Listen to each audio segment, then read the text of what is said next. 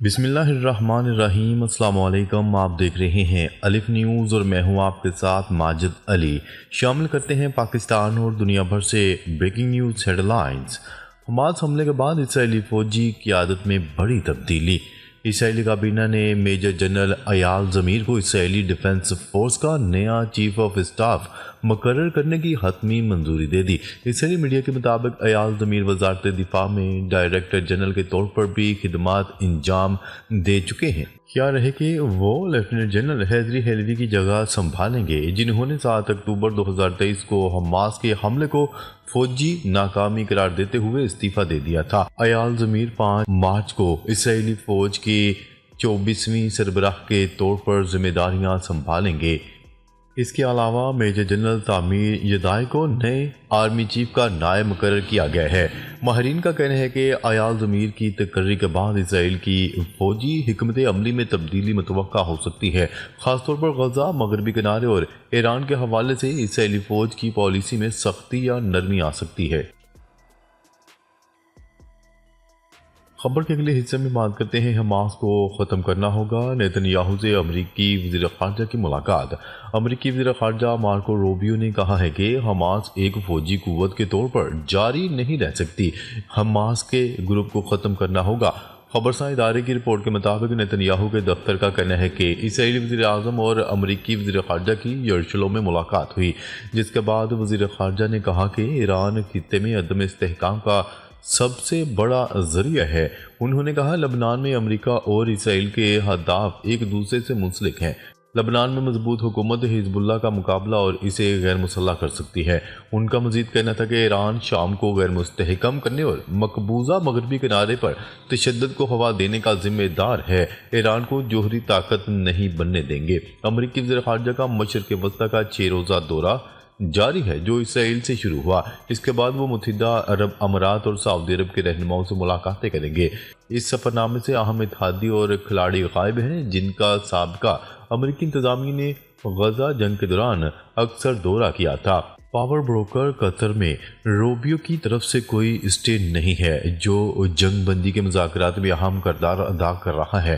اردن یا مصر کے بھی کوئی دورے کا منصوبہ نہیں۔ اہم امریکی اتحادی جنہوں نے ڈونلڈ ٹرمپ انتظامیہ کے غزہ کے منصوبے کی حمایت کرنے کی شدید دباؤ کو مسترد کر دیا ہے، جس سے فلسطینی آبادی کو ان کی قوموں میں منتقل کیا جائے گا۔ ناقدین کا کہنا ہے کہ یہ اقدام نسلی تطہیر ہوگا۔ خبر کے اگلے حصے میں بات کرتے ہیں امریکہ نے خطرناک بموں کی بڑی کھیپ اسرائیل پہنچا دی۔ اسرائیل کی وزارت خارجہ کا کہنا ہے کہ امریکہ کی جانب سے فراہم کیے گئے بھاری بموں کی شپمنٹ گزشتہ رات موصول ہو چکی ہے۔ غیر ملکی خبرساں ادارے کی رپورٹ کے مطابق امریکی صدر ڈونلڈ ٹرمپ کی جانب سے اسلحے کی برآمد پر عائد پابندی ہٹانے کے بعد اسرائیل کو امریکہ سے 2000 پاؤنڈ وزنی MK-84 بموں کی پہلی کھیپ مل گئی۔ جو بائیڈن انتظامیہ کے دورے میں اسرائیل کو بھاری بموں کی فراہمی معطل کرنے کے فیصلے کے بعد نئی ٹرمپ انتظامیہ نے ان بموں کی اسرائیل کو فراہمی کا اعلان کیا تھا۔ اسرائیلی وزارت خارجہ کے بیان کے مطابق ڈونلڈ ٹرمپ انتظامیہ کی جانب سے حال ہی میں جنگی ہتھیاروں کی فراہمی کے فیصلے کا حوالہ دیتے ہوئے کہا گیا ہے کہ امریکی حکومت کی طرف سے جاری کیے گئے بھاری فضائی بموں کی ایک کھیپ اسرائیل میں موصول ہوئی اور گزشتہ رات اتاری گئی۔ خیال رہے کہ فلسطینی علاقہ غزہ حماس اور اسرائیل کے درمیان 15 ماہ سے زائد کی جنگ سے بری طرح تباہ ہو چکا ہے، اور امریکی اسلحے کی یہ کھیپ اس تشویش کے بعد آئی ہے کہ آیا غزہ میں گزشتہ ماہ طے پانے والی جنگ بندی برقرار رہے گی یا نہیں، کیونکہ فریقین نے گزشتہ دنوں ہی ایک دوسرے پر معاہدے کی شرائط کی خلاف ورزی کا الزام عائد کیا ہے۔ خبر کے اگلے حصے میں بات کرتے ہیں امن کی خاطر یوکرین میں فوج بھیجنے کو تیار ہیں برطانوی وزیر اعظم۔ برطانوی وزیر اعظم سر کیئر سٹارمر نے کہا ہے کہ وہ یوکرین کی سلامتی کو یقینی بنانے کے لیے امن معاہدے کے تحت برطانوی فوجیوں کو یوکرین میں تعینات کرنے کے لیے تیار ہیں۔ وزیر اعظم نے اس بات پر زور دیا کہ یوکرین میں دیرپا امن کا قیام ضروری ہے تاکہ روسی صدر ولادیمیر پوٹن کو مستقبل میں مزید جارحیت سے روکا جا سکے۔ گزشتہ روز پیرس میں یورپی رہنماؤں کے ساتھ ہنگامی سربراہی اجلاس سے قبل کیئر سٹارمر نے کہا کہ برطانیہ ضرورت پڑنے پر اپنے فوجیوں کو یوکرین میں تعینات کرنے کے لیے تیار ہے۔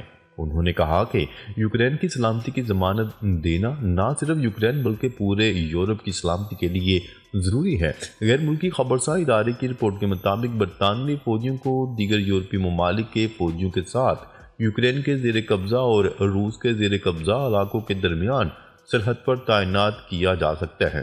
برطانوی وزیر اعظم نے مزید کہا، یوکرین کے ساتھ روس کی جنگ کا خاتمہ محض ایک عارضی وقفہ نہیں ہو سکتا، بلکہ یہ یوکرین کے مستقبل کی سلامتی کے لیے مستقل حل کی ضرورت ہے۔ وزیر اعظم کیر سٹارمر کا یہ اعلان اس وقت سامنے آیا ہے جب برطانوی فوج کے سابق سربراہ نے میڈیا کو انٹرویو دیتے ہوئے کہا تھا کہ برطانوی فوج اس قدر کمزور ہو چکی ہے کہ وہ مستقبل میں یوکرین میں کسی بھی امن مشن کی قیادت نہیں کر سکتی۔ خبر کے اگلے حصے میں بات کرتے ہیں صدر زیلنسکی کا یوکرین بارے امریکہ کا کوئی بھی فیصلہ قبول کرنے سے انکار۔ یوکرین کے صدر ولادیمیر زیلنسکی نے کہا ہے کہ مذاکرات کی میز پر امریکہ، یورپ اور یوکرین کو شامل کرنا چاہیے۔ سیکیورٹی ضمانت نہ ہونے تک امریکہ سے اقتصادی معاہدہ نہیں ہو سکتا۔ یوکرینی معدنیات تک امریکہ کو رسائی معاہدہ بھی نہیں ہو سکتا۔ صدر زیلنسکی کا مزید کہنا تھا کہ یوکرینی معدنیات تک رسائی کے معاہدے سے صرف امریکہ کو فائدہ ہوگا۔ خبر کے اگلے حصے میں بات کرتے ہیں اسرائیلی فوج 18 فروری تک لبنان سے نکل جائے، حزب اللہ کی وارننگ۔ حزب اللہ کے سینئر رہنما نعیم قاسم نے اسرائیل کو وارننگ دیتے ہوئے کہا ہے کہ 18 فروری تک اسرائیلی فوج کو لبنان کی سرحدوں سے نکل جانا چاہیے، کیونکہ یہ معاہدے کا حصہ ہے اور اسرائیل کے پاس لبنان میں رہنے کا اب کوئی بہانہ باقی نہیں۔ عرب میڈیا کی رپورٹ کے مطابق جنگ بندی معاہدے کے تحت اسرائیل کو لبنانی علاقے سے مکمل انخلا کرنا تھا، لیکن اسرائیل اب بھی لبنان کے اندر 5 مقامات پر اپنی فوج رکھنے پر بضد ہے۔ نعیم قاسم نے اسرائیل کا نام لیے بغیر خبردار کیا ہے کہ کوئی جانتا ہے کہ قبضہ کرنے والوں سے کیسے نمٹا جاتا ہے۔ ان کا مزید کہنا تھا کہ اسرائیل معاہدے کی خلاف ورزی سے باز رہے ورنہ نتائج بھگتنا پڑیں گے۔ حزب اللہ اور اسرائیل کے درمیان کشیدگی بدستور برقرار ہے اور 18 فروری ڈیڈ لائن کے قریب آتے ہی خطے میں مزید تناؤ بڑھنے کا خدشہ ہے۔ خبر کے اگلے حصے میں بات کرتے ہیں امریکی وزیر خارجہ روسی حکام سے ملاقات کے لیے سعودی عرب پہنچ گئے۔ امریکی وزیر خارجہ مارکو روبیو روسی حکام سے ملاقات کریں گے۔ امریکی وزیر خارجہ مارکو روبیو نے میڈیا سے بات کرتے ہوئے کہا کہ روسی صدر ولادیمیر پوٹن امن کے لیے سنجیدہ ہیں یا نہیں یہ اگلے چند دن میں طے ہوگا۔ فی الوقت یوکرین جنگ ختم کرنے کا کوئی طریقہ عمل میں نہیں ہے۔ ابھی مزید بات چیت سے سامنے آئے گا کہ کیا طریقہ عمل میں لایا جائے۔ خبر کے اگلے حصے میں بات کرتے ہیں اسرائیلی فوج نے غزہ کے شہر رفح میں ڈرون سے حملہ کر دیا، 3 فلسطینی پولیس اہلکار شہید ہو گئے۔ حماس کے مطابق رفح میں امدادی ٹرکوں کے داخلے کے لیے پولیس اہلکار تعینات کیے گئے تھے۔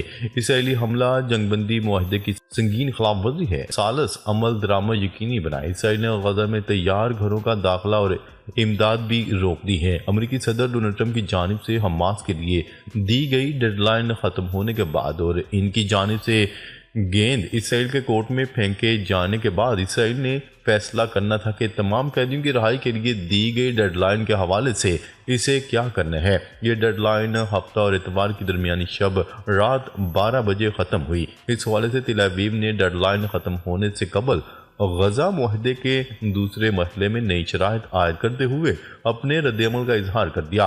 اسرائیل کی سیاسی سطح کے ذرائع نے غزہ معاہدے کے دوسرے مرحلے کے لیے نئی شرائط عائد کرنے کی بھی سفارش کی۔ انہوں نے کہا غزہ معاہدے کی 7ویں اور 8ویں قسط کو ضم کرنے کے لیے دباؤ ڈالنے کے لیے ایک اسرائیلی معاہدہ موجود ہے۔ ناظرین اب تک کے لیے اتنا ہی، مزید خبریں لے کر بہت جلد آپ کی خدمت میں حاضر ہوں گے۔ تب تک کے لیے اپنا خیال رکھیے گا۔ اللہ نگہبان۔